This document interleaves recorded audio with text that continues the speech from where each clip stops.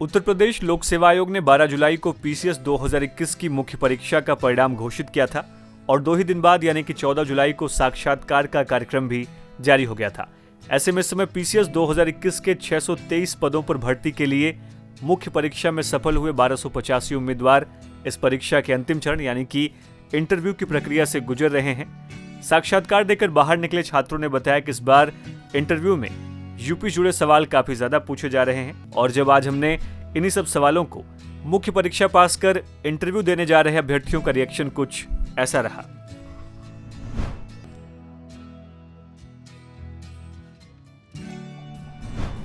Bhadohi sir, ये भदोही में बनती है।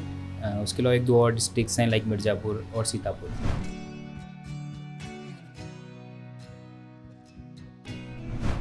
शायद नोएडा।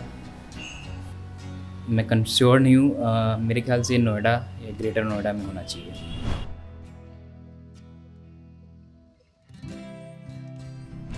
ये हूँ यूपी से ही थे, लेकिन किस जिले थे एग्जैक्टली ये नहीं याद। कोई आइडिया नहीं सर।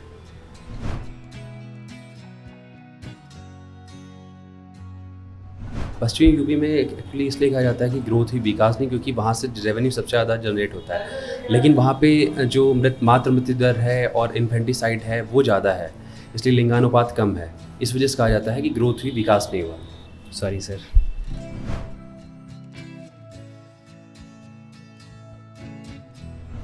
यूपी में जमींदारी की प्रथा की शुरुआत ये जो स्थायी बंदोबस्त प्रथा थी तब से ही मानी जाती है, और इसका योगदान ये है कि काफ़ी संख्या में कुछ वर्गों के पास ही ज़मीन स्थापित अधिपति थी, लेकिन उसके बाद जमींदारी प्रथा उन्मूलन कानून के पश्चात इसको वितरण किया गया। यूपी में जमींदारी प्रथा 1792 में 91 का रेवेन्यू एक्ट था, उससे आई थी।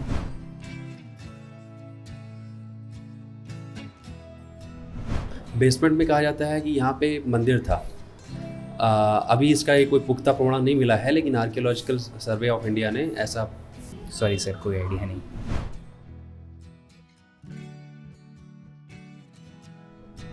इलाहाबाद हाई कोर्ट की स्थापना शायद गेस कर सकते हैं 1867 में हुई। 1858।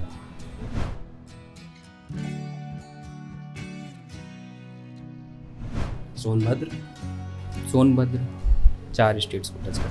तो आइए अब आपको बताते हैं कि साक्षात्कार के दौरान पूछे जा रहे इन सभी सवालों का जवाब अभ्यर्थियों को किस तरीके से देना चाहिए।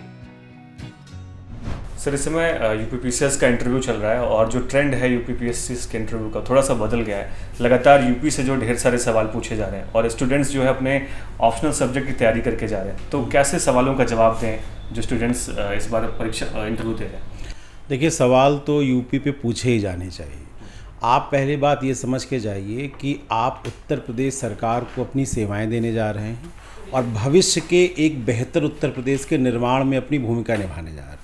तो अगर आप ऑप्शनल पढ़ के जाते हैं, आप साहित्य पढ़ के जाते हैं, आप फिलॉसफी पढ़ के जाते हैं, तो ठीक है, आपका मेंस में एक ज्ञान परीक्षण हो चुका है। अब आपका व्यक्तित्व परीक्षण है और विशेषकर आपके उत्तर प्रदेश के बारे में आपकी सोच क्या है ये जानने की कोशिश है। तो मेरा ख्याल है कि ये सही तरीका है। ट्रैक ये है कि आप उत्तर प्रदेश के बारे में जानें। अब जानने के 2-3 स्तर होते हैं।